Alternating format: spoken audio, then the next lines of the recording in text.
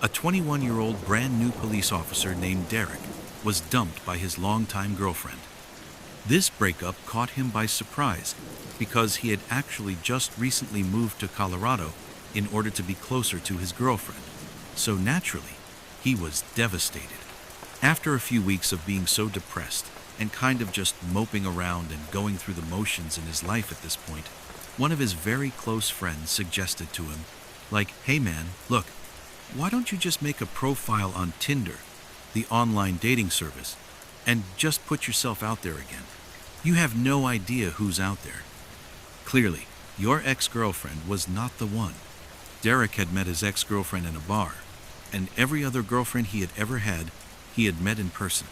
So, online dating was definitely not on his radar. But he was so lonely and sad, he figured, you know what, I got nothing to lose. And so, he made himself a Tinder profile. Derek quickly matched with a woman on Tinder named Leah that he said was way out of his league, but he wasn't complaining. They chatted for a couple of weeks, and they got on great. And so, they wanted to get together and actually meet each other in person. But Leah lived well over an hour away from Derek's works in Tina's. There wasn't a natural meeting place, and they're going back and forth about where they want to go.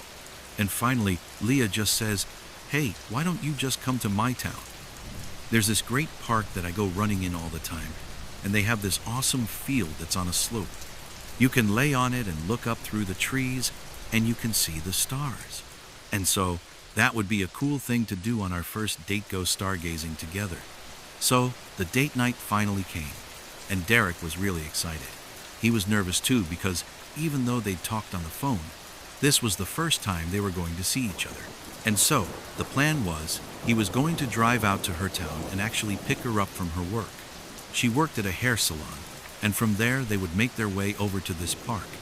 And so, Derek pulls up to the hair salon right as Leah is coming outside, and she's all excited, and she's waving to him.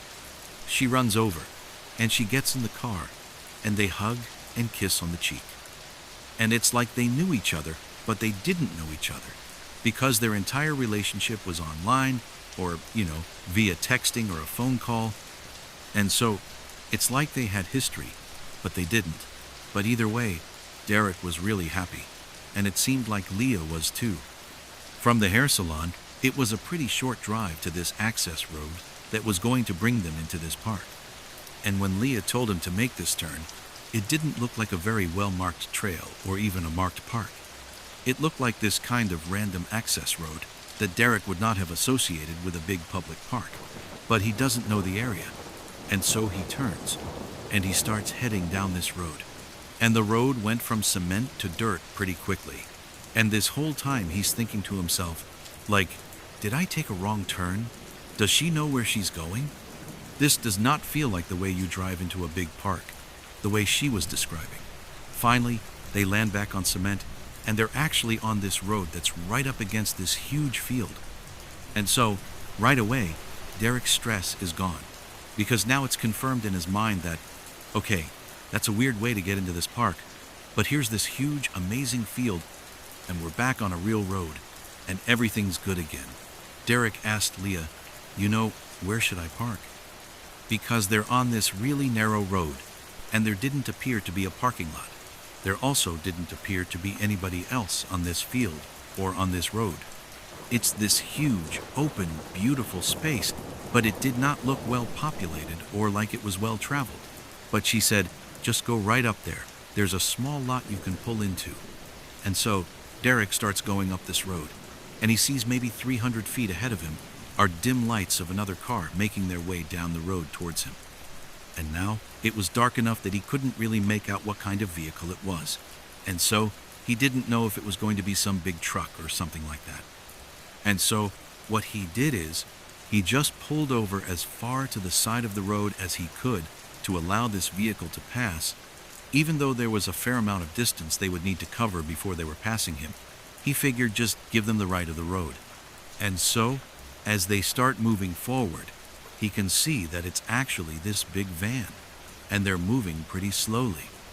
And he's just kind of waiting for them to pass, and he's not thinking anything of this.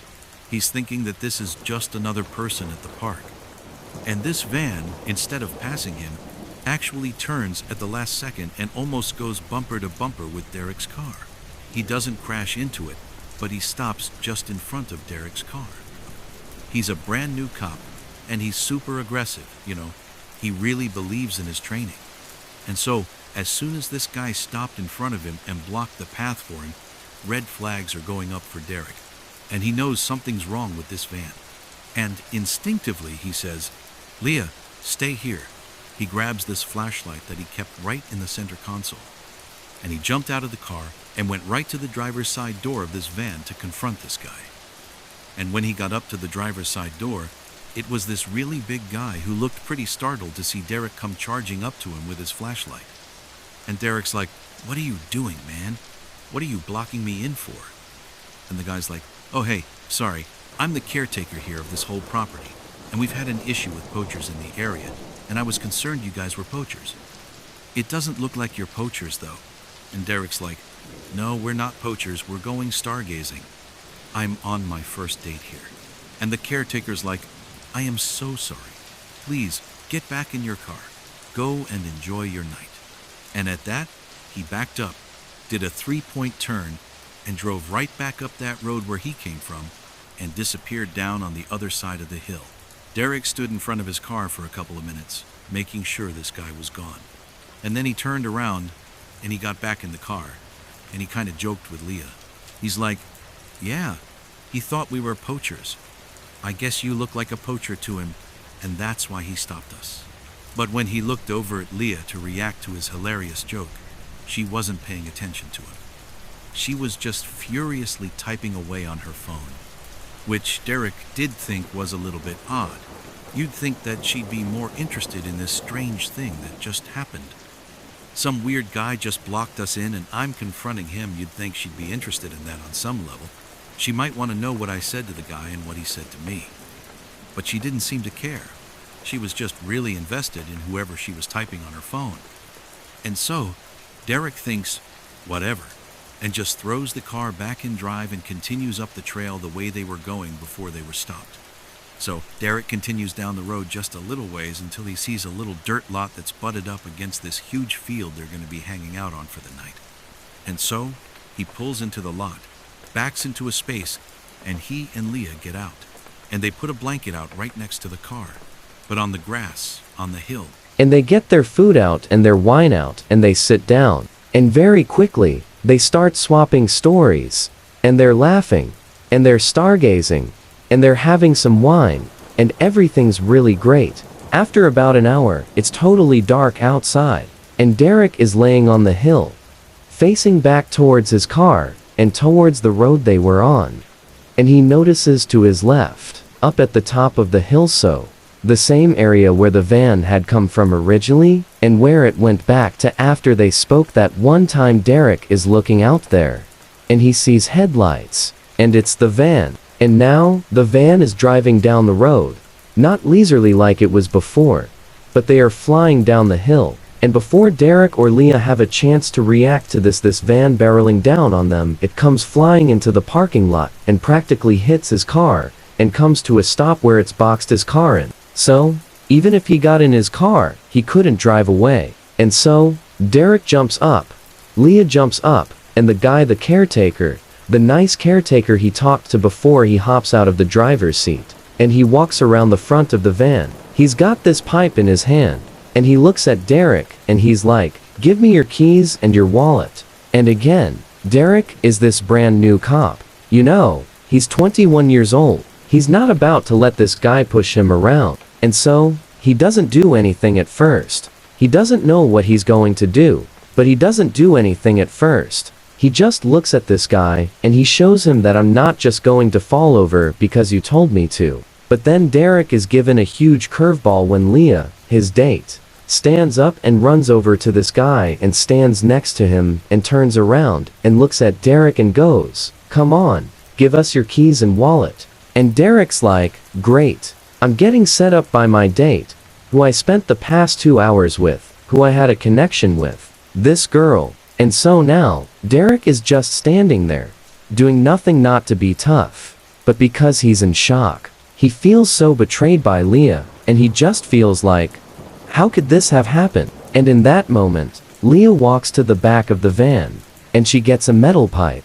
She comes back around and she goes, Derek, give us your keys and your wallet. We don't want to have to hurt you. And this is when Derek looks at them both, and he goes, no. And as soon as he said that, the big guy tackles him. He gets thrown to the ground, but Derek could handle himself, and very quickly, he was able to get up, and he drew his concealed carry pistol, and he's aiming it at the big guy, and then back at Leah, and he's like, yeah, I'm a cop. Go ahead and put your hands up now. As soon as they saw the gun, they both dropped their pipes and put their hands up. And so, as he's holding them both at gunpoint, and he's looking over at Leah like, really? You did this to me? Are you kidding me right now? As he's doing that, he has to get his cell phone out of his pocket, type in 911, and then call dispatch. And he had to say who he was, what his badge number was, what happened, and where he is. And where he is was difficult to describe. And so, as he's trying to explain these directions, and he's saying, yep, go left at the light, and then there's a gas station there. You're going to go up this field. You're going to see me. I got these two people at gunpoint. As he's doing that, Leah and the caretaker look at each other, and they just turn around and bolt. They figure, he's distracted. We can at least get behind the van and run into the forest before he's going to catch us. And so, instinctively, he takes off running after them, and he chases them for about 30 seconds into the tree line before he starts hearing gunshots. And they weren't his. Someone's shooting at him, and he sees the muzzle flash out in the middle of the forest, and he's like, yeah, I'm not doing this. He turns around, runs back to his vehicle, he starts it up, and he has to basically smash into the van, back into the fence, over and over again like Austin Powers, like a 25-point turn before he was barely able to grind his way out and peel out of this park. And so, Derek pulls into the nearest gas station. He calls up dispatch and he says, hey, I just called 911, like 5-10 minutes ago, and I dropped the call cause I was chasing somebody. Here's my name, here's my badge number, I'm now at this gas station. Can you send a couple of police officers over to my location now? And they said, yep, we'll send some. And so, a police cruiser shows up with two officers inside that Derek recognized. They were senior to him, and they got out and he explained again what happened. And they kind of gave him a hard time for getting catfished on his very first date. But at the same time, they knew it could have gone really badly. And so, they decide they're going to load up in the police cruiser together, all three of them, and drive back up to the park. And so, they get up to the park, and Derek points ahead, and he goes, that's the van. It's still here. And so, they drive up, and they stop short of the van. And the two uniformed officers, they turn to Derek, and they're like, just stay in here. We're going to go check this van out. And so, Derek's sitting in the car, watching these guys go up to the vehicle. You know, guns drawn. They're looking all around. They're clearing behind the vehicle. They're looking in the wood line. There's nobody there. And at some point, he sees them put their pistols away, and they go in the van. They're kind of shining with their flashlights all around. They're looking in the back, looking in the front, and then, after a few minutes, they walk back to the cruiser, and as soon as they got in, Derek could tell there was just something off about how they were acting. When they were down at the gas station, they were kind of joking around with him. Now, whatever they had seen in the van was definitely not something they were going to joke about. And they turned to him, and they're like, the back of the van, it was just knives, and saws, and pistols, and rifles, and lighter fluid, and chains, and handcuffs, and duct tape. It was just awful, and looks like there might even be blood on the ground. The two officers immediately called in additional backup, and before long, it was a full-fledged circus around this van of a crime scene investigation unit and other police officers. Spotlights set up, and they went out looking in the woods for these people, but they never found the guy. They never found the girl. And Derek would tell the other investigators, hey, she works at this hair salon, like, right down the road. I picked her up there. And so, they went over to the hair salon, and they wound up talking to the people there, and they said, "We've never heard of Leah." And when they showed them a picture of Leah, they were like, "We've never seen her before." And so they came back, and they told Derek, "Look, she's a con artist, and this whole thing, your whole relationship with her, has been her setting you up in some way, shape, or form. The entire thing, that's all it ever was." And so, for Derek, that was crushing, and he swore off Tinder immediately. He did not want to do any more online dating. But what really haunts him, more than just being taken advantage of, is what would have happened if I wasn't concealed carrying. Would I have wound up in the back of that van? In the summer of 2019, a grandmother named Barbara was looking after her grandkids for the weekend while her daughter and her husband were out of town. Her daughter had 3 kids, 2 that were under the age of 6, and 1 who was 15 years old, and her name was Alyssa. And so, anytime Barbara was looking after her grandkids for longer than just a single day, like if she was taking care of them overnight, she would just stay at their house so as not to disrupt their lives more than she needed to. And so, their house was a modest single-story home in a nice suburb of Dallas, Texas, where the crime rate is basically 0, and everybody in the neighborhood knows each other. And so, this particular night that she's over there looking after them was like any other. She put the 2 young ones to bed first, and then she and Alyssa stayed up a little bit later in the kitchen, chatting, talking about school, before ultimately both of them went to bed. So, because their house is a single-story home, all the bedrooms are on the only floor of the house. And so, Barbara and Alyssa's rooms were right next to each other, looking out to the side of the property. And so, as soon as Barbara got in her room, she opened up the window that was right next to her bed.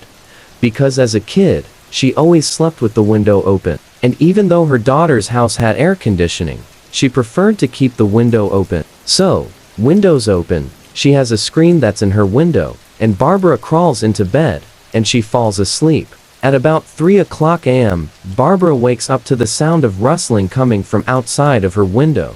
And so she hears it, but it sounds an awful lot like it's probably just a dog, or a cat, or, some other animal that's in the area. It did not seem like a big deal to her, and she was just going to forget about it. But then, she heard it again, and it sounded much more like footsteps, and they sounded heavy enough that it probably couldn't be a dog or a cat. And so, she rolled over onto her elbows, and she pulled the curtain aside just enough to look out the screen door. And so, the moon was out, so there was pretty good illumination. And so, she could clearly see the side of the house. She could see the side of the house. She could see the fence that separated their property and their neighbors. And then she could see the neighbor's house, and all their lights are off. And she noticed, propped up against the fence on their side of the fence, so on their property was this bike that she didn't recognize. And she's looking at it, thinking, is that Alyssa's bike?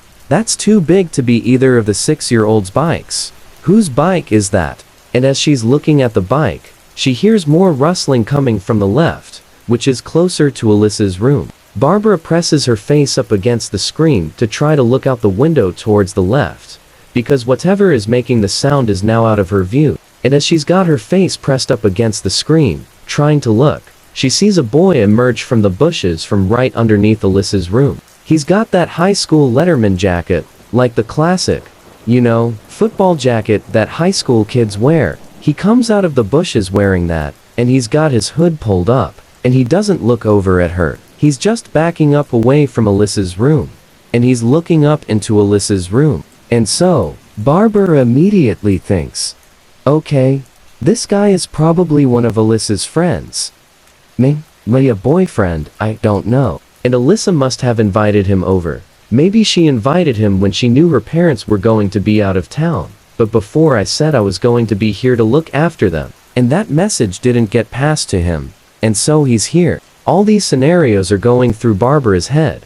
But all she knew was, she's not going to call the cops on some teenage kid that's coming to say hi to Alyssa. Instead, she's going to confront him. Because Barbara was actually a high school teacher, and had been for decades. and so she'd had lots of run-ins with badly behaved teenagers, and she was pretty good at standing her ground, and being firm, and kind of getting teenagers to listen to her. So she figured she would just go out there, and be stern with him, and he'd get the message. And so, she quietly gets off of her bed. She walks out of her room to the front of the house. So he's over here, side of the house. She's going to the front of the house. She flips on the lights as soon as she's outside, and she quickly walks around to the edge of the porch, where she can poke her head over and see right down the side of the house where this kid's going to be. So she pokes her head over, and she goes, "Can I help you?" And this kid turns and looks at her for the first time. And immediately Barbara's like, "Oh, whoa, he is not a teenager. He looks like he's in his 20s, if not 30 seconds. No matter what, he is a lot older than Alyssa." And it caught her so off guard. She didn't really know how to react to it. She was just looking at this guy, who looks so much older, but he's got a bike, and he's wearing a Letterman jacket. And so, Barbara is a little bit confused. And so she's thinking to herself, okay, it's possible that he could just be one of those kids that looks a lot older than he really is. But somewhere in the back of her mind, she's thinking, this doesn't feel right. This feels like a grown man is trying to get into the house. And so, as she's thinking about this, she's also registering that this guy, he seems completely unfazed. He's just looking up at her.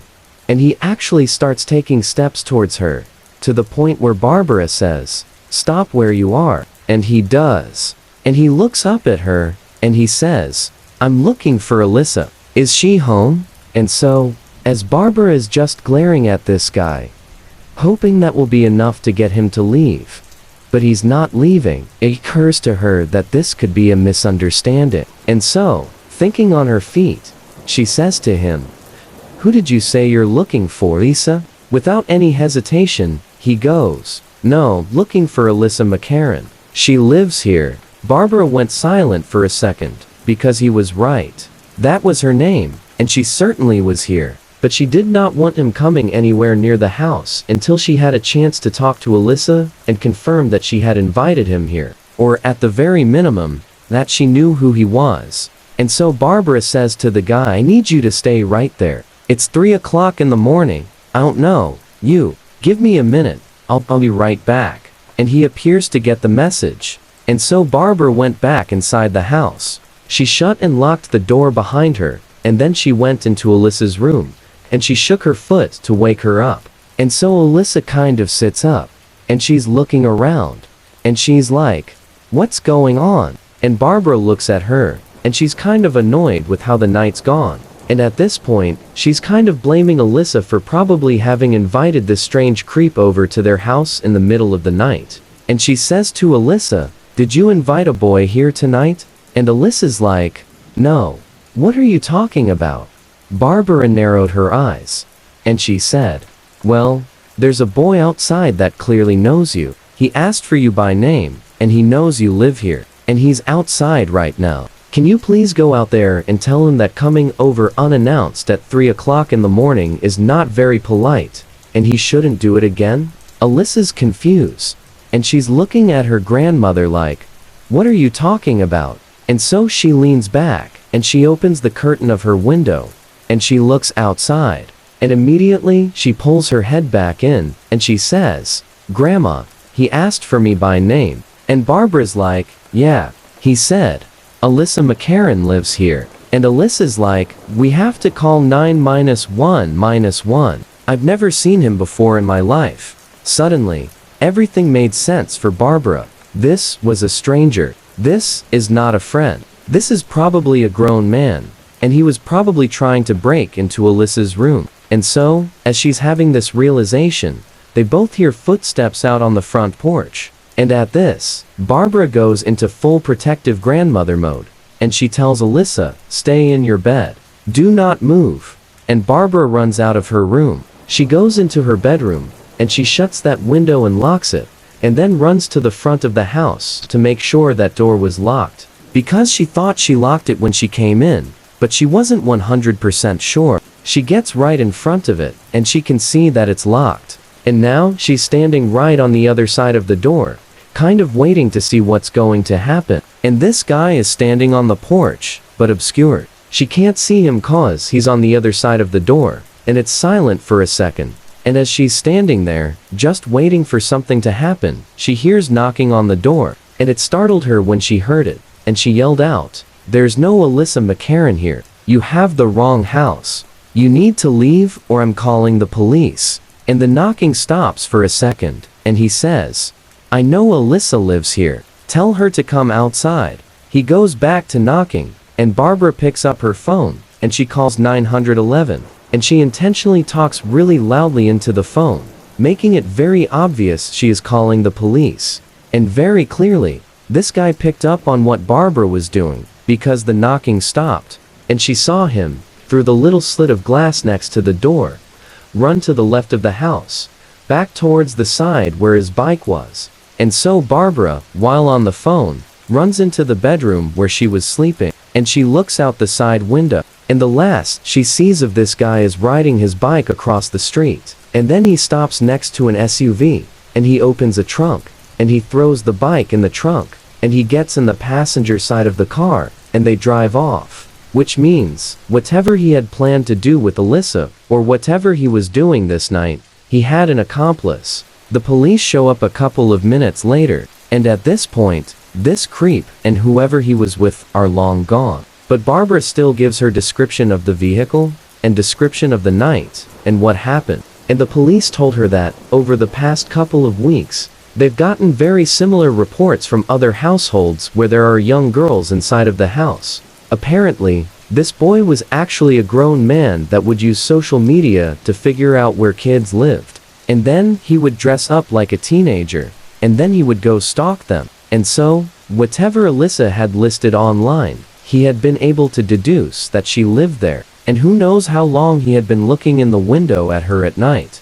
In 2018, an up-and-coming Instagram influencer named Wendy was contacted by a hotel in Miami, Florida, that wanted to see if she'd be willing to stay at their property over Memorial Day weekend. They said they were willing to cover all of her expenses, as long as she was willing to post a couple of times while she was at the hotel, showing off how great the hotel was. They also told her to bring along a female friend, and that friend, they would cover all of her expenses as well. Even though Wendy didn't know if she had any girlfriends that would want to do this with her, she was so eager to take them up on this opportunity, because she was trying to make being an influencer be her full-time job. And so, opportunities like this were huge for her. And so, she said yes, even before she knew if she could bring along a friend like they asked her to. And so, sure enough, over the next couple of days, as she reached out to her network to see if there's any females that wanted to come with her, everybody was either busy,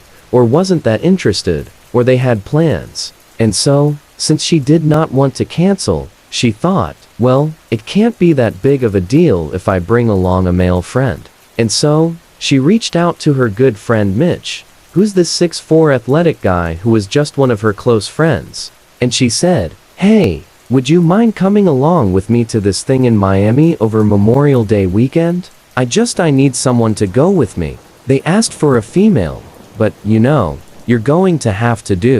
And so, Mitch agreed to do it. And Wendy thought to herself, well, worst case scenario is they're not willing to pay for Mitch's, expenses, and that she would pay for them. And she told Mitch as much. And so, they thought that was just fine. They figured that was a good solution. And so, the day arrives, and Wendy and Mitch are really excited about this trip. They don't often get to go travel around as influencers. And so, they hop on a plane. They fly first class to Miami. When they get there, they go down, they get their bags at baggage claim, and then they go out to the curb.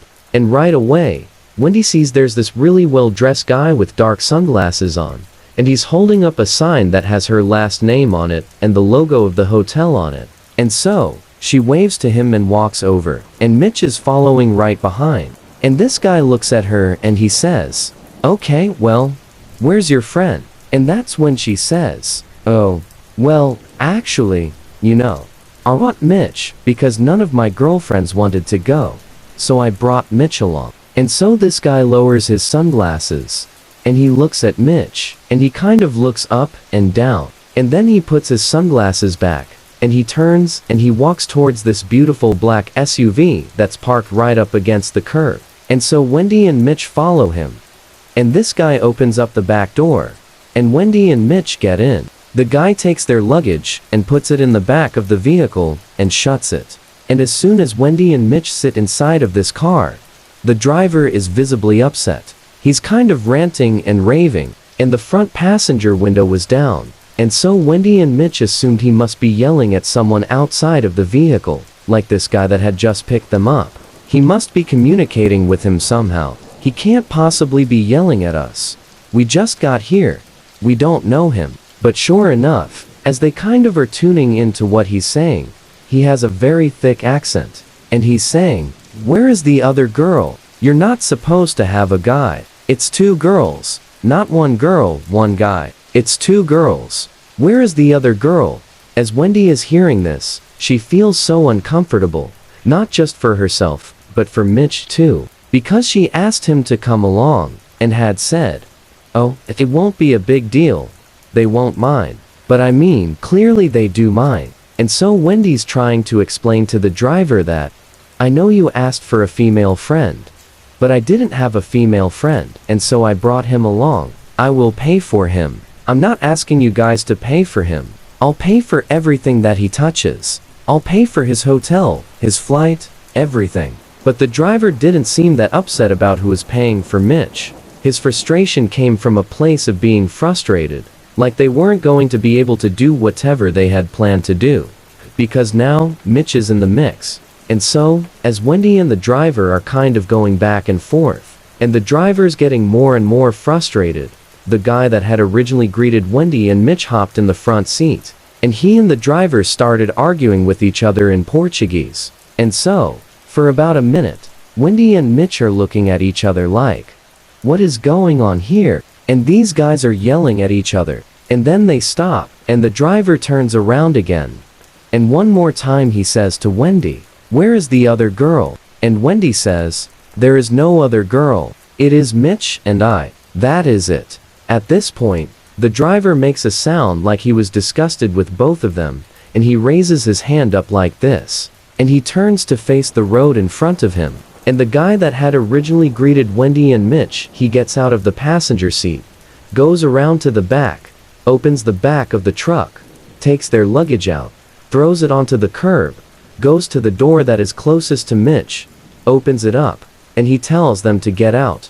And so, Wendy and Mitch climb back out onto the curb. The guy shuts the door behind them. He hops back in the front seat, and that car peels away. That was it. At this point, Wendy's thinking to herself, I bet those two guys have nothing to do with the hotel and the people that I had been communicating with to set this whole thing up.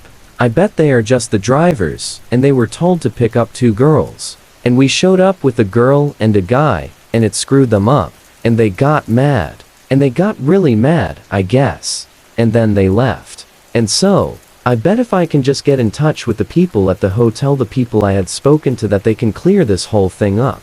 And so, she opens up her email, and she sends a message to Marissa, who was one of the people at the hotel that she had been going back and forth with when she was buying her plane ticket. And then she sent another message to the Instagram account that had over 10,000 followers that she had been going back and forth with quite a bit, that had actually originally reached out to her. And so, for a couple of minutes, Wendy is watching her phone, waiting for a response. And at some point, Mitch says to her, "You know, by the time we get a response to either your, Instagram DM or your email, we probably could have just taken an Uber over to the hotel and spoken to them directly. So why don't we just go do that?" And so they agree. They hop in an Uber, and they drive the short distance to this hotel. And as soon as they get out, Wendy notices something that, at the time, did not seem like a big deal, which was the logo of the hotel. The one in real life, right in front of her. It was a little bit different than the one that is on the Instagram page. The one she had been talking back and forth with, that was their profile picture, is different than the one in real life. And so, that stood out to her. Just because she had looked at that page a number of times. But it was definitely the same hotel. and so she didn't think much of it, and she and Mitch walked inside, right up to the front desk, and Wendy asked to speak with the manager, and shortly thereafter, a manager comes out, and she asks Wendy and Mitch to come into her office. They go inside, and she says, "Okay guys, what's going on?" And so Wendy explains the framework of the deal she had negotiated with Marissa, and she said, "Look, you know, when I got to the airport, the guys that picked us up were incredibly rude, and they wouldn't give us a ride here, and I just want to let you know what happened. You know, we don't care. We got a ride here, but we just figured you should know." And the woman looks at her, kind of puzzled, and she says, "Who was the person you talked to?" "You said Marissa?" And Wendy's like, "Yeah, Marissa. She's the marketing person here." And the manager looks at her, and she says, "No, I'm the marketing person, and my name's Kelly. I think you're at the wrong hotel, because we don't have any influencers that are here right now, and I would have known about this." Wendy can't believe it, and she pulls up the Instagram page she's been talking to, and she shows it to the manager, and the manager takes it, and she's pretty surprised by what she's looking at, and she's like, "This is our old account. We deleted this, or I thought we deleted this. We have a new one, because we rebranded. We have a brand new logo, everything's new, and we just felt like we'd start fresh. So I don't know who owns this account now, but that is our account. It's just, we don't use it anymore. I don't know how anyone got a hold of it." At this point, it clicked for Wendy that this whole thing was a facade. That this whole time, she was being conned, and what really scared her is to what end. What were they trying to do with her? Had she shown up with the other female friend?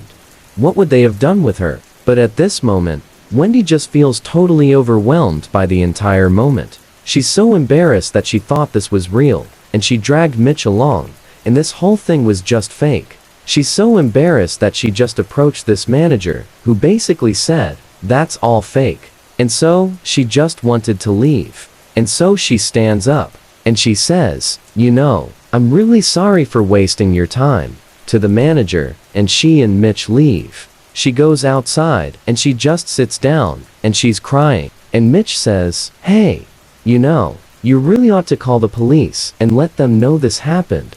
Because, you know, clearly there were plans for you, and you know, had you brought a female friend, and they can't have been good plans. I think you need to let the police know that this scam exists." And so Wendy does call the police, and she explains what happened, and she's surprised when they say, "Hey, where are you right now? We'd love to send a detective over to you to talk to you a little bit more about what happened." And so Wendy tells them where they are, and you know, she's a little bit surprised that they want to send a detective over to talk about this. Because in her mind, this isn't that big of a deal. I mean, it's a big deal to her and to Mitch, but nothing really happened. But either way, they go sit on the bench right outside the hotel, and they wait for the detective to show up. And just a couple of minutes later, he does. He walks up, he introduces himself, and he says, "Hey, let's go inside and grab a table, and we can chat." And so they go inside, and they sit down, and Wendy and Mitch go over their story one more time. And after they're done, the detective says, "Look, I don't mean to scare you, but I do want you to understand just how serious of a situation you guys were just in. So in Miami, human traffickers use these phony hotel Instagram accounts to attract young women like yourself to Miami in order to be trafficked. And so they will buy these old business Instagram accounts from companies that have either rebranded or who are going out of business. They'll pay top dollar to acquire those Instagram accounts, and then they will use them in order to get people like you to come to Miami. And so probably the only reason they didn't follow through on their operation is because you brought Mitch along, who posed a threat to them. And so, that's why they were upset with you. And that's why they decided it wasn't worth it. So even though this must have been incredibly traumatic for you, I'm sure you were spared a much worse fate."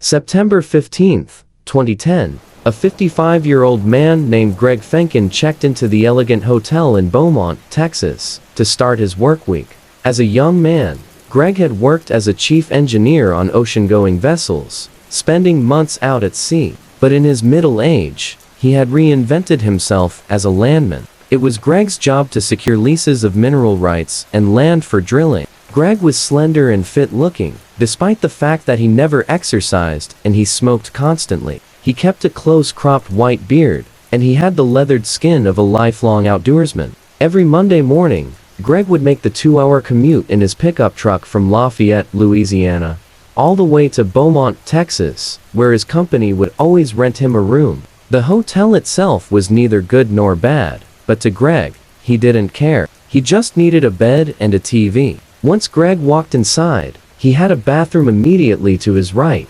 and then a little bit farther in was the main section of the hotel room, which was very basic. You know, straight ahead, there was a window that looked down onto a small pool that was lined with potted plants. And then, in the main space, was a queen-size bed tucked up against the right wall. And then, on the left wall, was a TV. Greg wheeled his one suitcase into the hotel room, and he put it at the foot of the bed, and he opened it up. He pulled out the shirts that he wanted to keep wrinkle-free for the week, and he hung them in his closet. Then he pulled out his toiletries that were kept in a cloth bag with a hook, and he hooked those onto a towel rack. Then he took off his very worn brown boots and his faded blue jeans, and he slipped on some pajama pants. Anytime Greg stayed at the Elegant, he rarely left his room. There was a bar downstairs, but he wasn't a big drinker or socializer. He preferred to just have quiet nights alone in his room, watching TV. So that night, Greg cranked the air conditioning to make sure it was as cold as it could get. He liked to sleep in a very cold room. And then, he hopped on his bed, and he put 2 big pillows behind his head, and he rested up against the headboard. Then he took a towel, and he laid it out next to him. And on the towel was his ashtray, his cigarettes, his lighter, his phone, the TV remote, and a candy bar. Then he picked up the TV remote, turned it on, flicked through the channels until he landed on one that was playing Iron Man 2. And he thought, good enough. Put the remote down, picked up his candy bar, opened it up.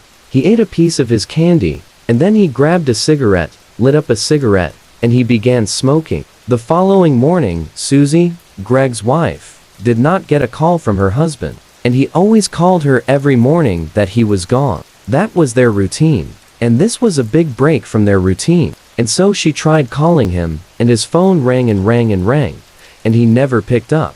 And so then, she called his Beaumont office, and he didn't pick up.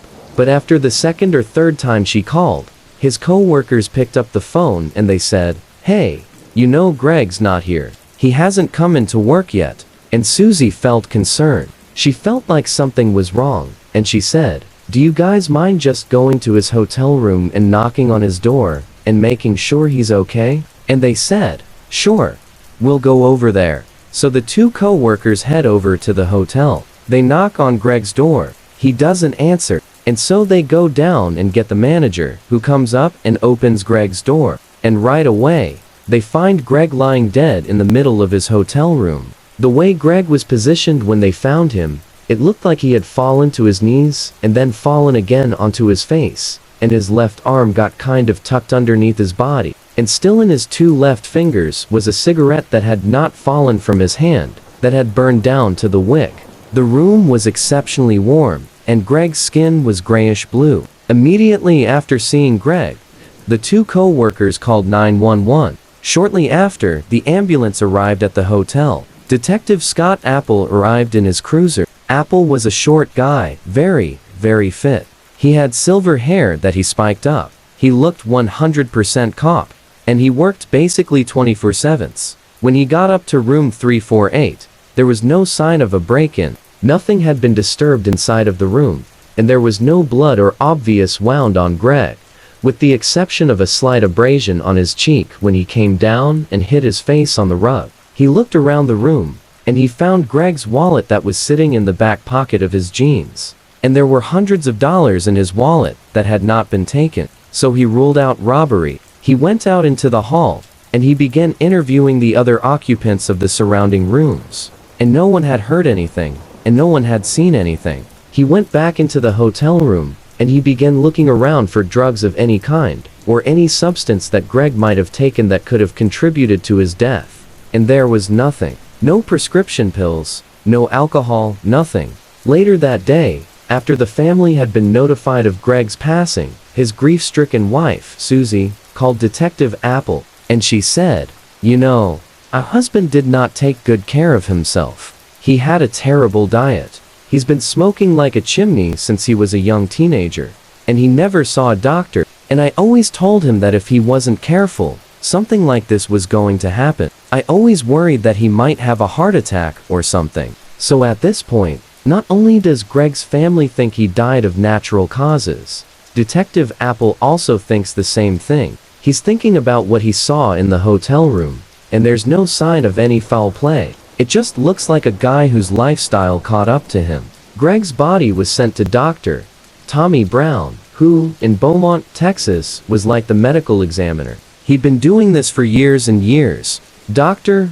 Brown had read ahead that they believed Greg had died of a heart attack or something like that. And when his body was wheeled in front of him, there was nothing he saw right away that contradicted that theory. The only two marks that the doctor noted on the outside of Greg's body was the small abrasion on his face from where he landed on the rug, and then he also had another small abrasion on his crotch. But beyond that, the rest of his body was completely unblemished. When he looked inside of his body, it looked like someone had literally just crushed his insides. His torso was full of blood. Food from his intestines had been ripped outside. He had ribs broken, internal organs were lacerated, and there was a hole in his heart. Dr. Brown was really confused at what he was looking at, because the severity of Greg's internal injuries were more consistent with someone who had been in a severe car crash, or who had had a really heavy object land on them. But Greg didn't have any significant external injuries that would support either of those two things happening to him. And he was found in the middle of a hotel room, where there was nothing disturbed, and no one had apparently seen or heard anything. And so Dr. Brown says, "Look, I don't have all the answers here, but this was not natural. This is a homicide. And my best guess is he was beaten to death. I know it doesn't really make sense because there's not any external injuries, but he suffered some significant trauma from somebody else, and that's what killed him." When Detective Apple got this report from the medical examiner, he was just as confused as Dr. Brown was. But his attention turned to, okay, well, if he's been murdered, who would want to murder him? And he began digging into Greg's background, and he found that he was universally liked. He was known for being incredibly courteous and polite. He kept to himself. He was in love with his wife, and his wife loved him back. There was no evidence of some scandal in the background. He was just this really nice, normal guy, and it didn't make any sense why anybody would want to kill him. After a few months of getting nowhere, and in reality, he hadn't really even gotten started, because there wasn't any good starting point. The only thing he could find that was odd about the crime scene was that the room was particularly warm when they walked inside, which was not in keeping with how Greg would have kept the room. But that doesn't explain why his insides were crushed. And so he's gotten nowhere. And then he makes a discovery. He found in the hotel's maintenance logs, on the night Greg died, he had been making popcorn in his microwave and managed to blow a fuse. And it wasn't just his power. Maybe Greg didn't know this, but he cut the power to both the room next to him, on his right, and on his left, and below him. And so he calls down to the front desk, and a maintenance guy came up, and he reset the breaker. This opened the door to two theories. The first theory is the maintenance guy who did have a criminal record. When he came up to fix the breaker, he attacked Greg. But that was wildly speculative, and there was no evidence to suggest that the maintenance guy would do that. And so that was quickly ruled out. The other theory was Greg's neighbors in room 349 were these two electricians, who were big partners and drinkers. And so, Detective Apple suggested that maybe when Greg accidentally cut the power to their room, they were really annoyed, and they went outside in the hall, and they saw Greg, and they somehow realized he was to blame for this, and in a drunken rage, they attacked him and killed him. And that's what killed Greg. And even though it was a stretch, it was the closest thing to a motive Detective Apple had found in anyone. And so Detective Apple put on a hidden camera, and he went and interviewed these two electricians that were still staying in room 349. And he said when he spoke to them, they were very forthcoming. They seemed very honest. They were appropriately curious about what happened to Greg. And all they said was, "Look, we had no interaction with him. We did hear him coughing when we came back from the bar. We were at the bar that night. But honestly, that's the extent of our interaction with him." The electricians offered up their cell phone numbers, their email addresses, and said, "Anything you need from us, we'd be happy to help. We're really sorry this happened." At this point, Detective Apple is back to square one. No one knows what happened to this guy. The one big lead he had, the maintenance records, proved to be a total dead end. And so, unfortunately, this case went cold. 7 months after Greg's death, where there had been absolutely no traction on figuring out what happened to him, Susie, Greg's wife, decided she wanted to hire a private investigator. Her friend suggested she call Ken Brennan, who was a famous private detective, who was well known for being able to solve really complex cases. And so, on a whim, Susie calls Ken Brennan, not expecting to get through to him, thinking he's probably super busy and has other cases, 'cause he's on TV, and he's this really famous guy. But he picked up the phone and he was like, "Hey, how can I help you?" And Susie couldn't believe it. She had a chance to tell him about what happened to her husband. And Ken said he was really interested and that he would take on the case. Ken was a former Long Island cop, and he was a D special agent. He spoke with a really thick New York City accent, and he wore t-shirts that were a little bit too small to show off his muscles, and he usually had a big, gaudy gold chain on. Once Ken agreed to take on this case, he flew right to Lafayette, Louisiana, where Susie lived. He sat down, and he asked her a lot of really difficult questions about their marriage, about whether she thought he might be cheating on her, if he had, like, a secret life she didn't know about.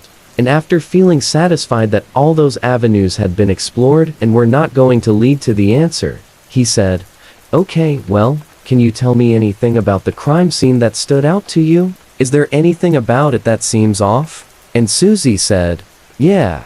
Greg always kept the air conditioning on very cold at night. He never slept in a room that wasn't freezing cold. And so, it was really odd when his co-workers discovered him that the air conditioning was off, and it was really hot inside of the room. That's incredibly unlike Greg for his air conditioning to be off." Ken made a note of this, and then he left Lafayette and went to Beaumont, Texas, to meet up with Detective Apple. Detective Apple, and he actually got along really well. They agreed to work together on this case, because Detective Apple felt like he'd reached a dead end anyway. Apple brought Ken to the crime scene, showed him the hotel room, and then afterward, he turned over all of the documents he had on the case, from the autopsy report, to the photographs, to anything he'd collected over the 7 months he'd been working on it. So that night, Ken diligently looked through all of the documentation, all of the photos. And the next day, when he goes into Apple's office, he says to him, "I think I figured it out." And Apple's like, "Oh, really? You figured it out one day after being here?" And Ken's like, "No, seriously, I think I figured it out. I have to confirm something with his wife, but I think I have a theory." And so Ken calls Susie right in front of Apple. And when Susie picks up, Ken's like, "Hey, did your husband ever smoke with his left hand, or did he smoke with his right hand?" And Susie said, "Oh no, he only smoked with his right hand." And Ken goes, "Thank you very much." He hangs up and he goes, "Apple, I got it." And so Apple's like, "Okay, what's your theory?" And Ken says, "Okay, so I spoke to Susie, and she told me it was very strange that his room was not air conditioned when they discovered his body, because Greg was known for always turning on the air conditioning to as cold as it can get, especially at night when he went to bed. And so, when his power went out the night before, his air conditioning would have gone out. And so, the maintenance guy comes up, turns the power back on, but it doesn't trigger the air conditioning to turn back on. The room is still cold from having been air conditioned all evening to that point. And so the TV is back on. And so perhaps Greg turns and just starts watching TV because the room feels air conditioned. He hasn't realized that he hasn't turned the air conditioning back on again. Now, this is Beaumont in the summer, so it's going to get really hot in his room really quickly. And as soon as it starts to warm up in there, he's going to realize, "Oh, I didn't turn the AC back on." and he would go over and turn it on again. And so, because the air conditioning wasn't on, and we know that the power was restored at 8:30, then he must have died after the power was on, but before it got warm enough in the room for him to recognize. He did not turn the AC on, which means he would have died somewhere between 8:30 and 9 o'clock p.m. at night. And so, Apple's like, wow, that's pretty impressive, except that doesn't really help us figure out how he died or who killed him. And Ken puts his hand up, and he says, I know, I'm just building the whole picture here. Okay, so we have him dying between 8:30 and 9 o'clock, and I don't think he was beaten to death. I think a lot of people want that to be what killed him, because it's kind of the only thing that might make sense.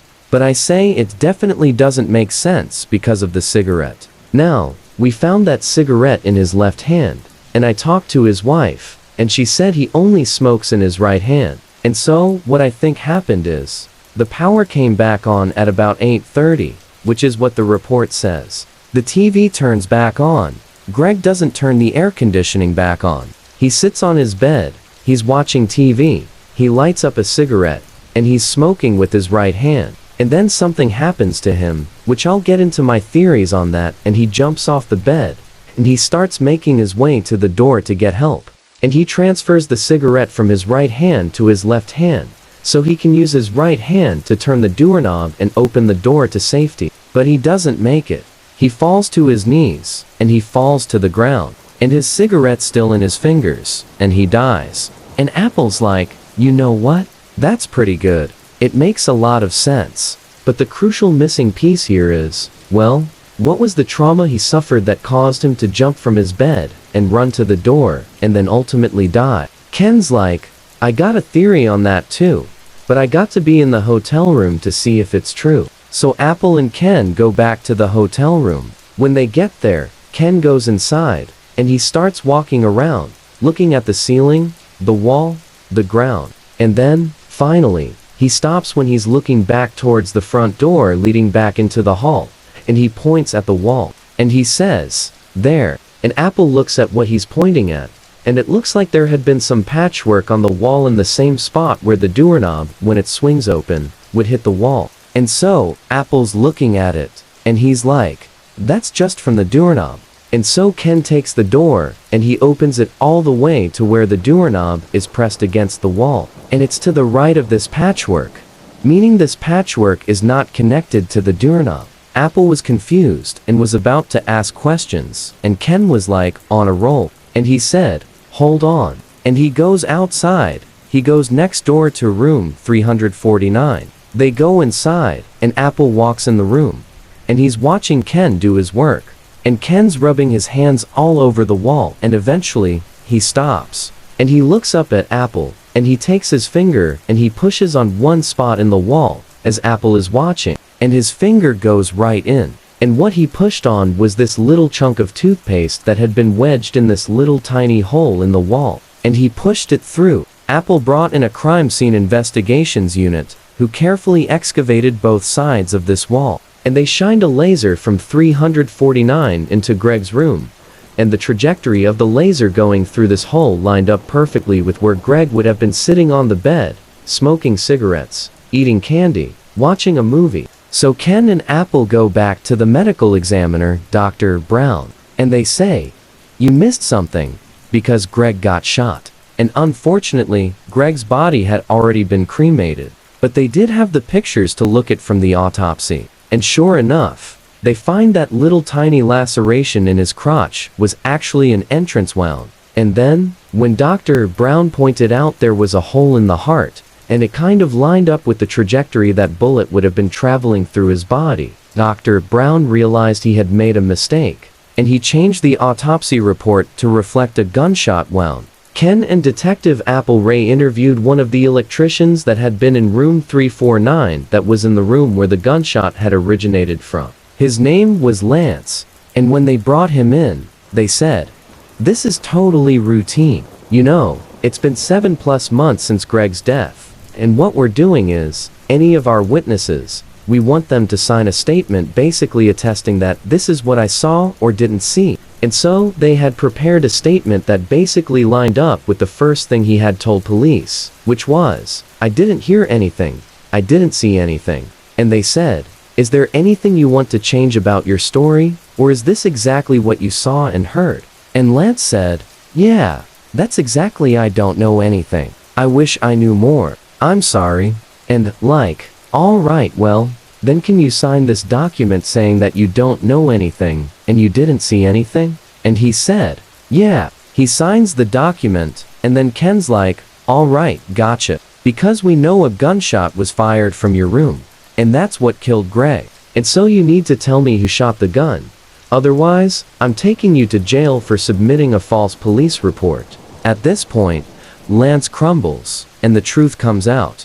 And he said that he and the other electrician in the room with him, whose name was Mueller, they were goofing around and drinking that night. And Mueller went out and got his pistol from his car, and he brought it in. He was goofing around with it. And Lance was saying that he was trying to get him to stop doing that, but he kept goofing around with the gun. And at one point, he aimed the gun at Lance, and Lance kind of batted it away from him. He dropped the gun. It landed, and it went off. And they saw where the bullet hole was. They saw it was into Greg's room, and they both froze. And they listened to see if anybody had reacted to this gunshot. And he said they didn't hear anything for a long time. And that made them believe that no one was in the other room, that no one was in Greg's room, and that they were in the clear. And so they left and went to the bar. They didn't even think to check on whoever was in that room. And when they came back, they said they heard Greg coughing in his room.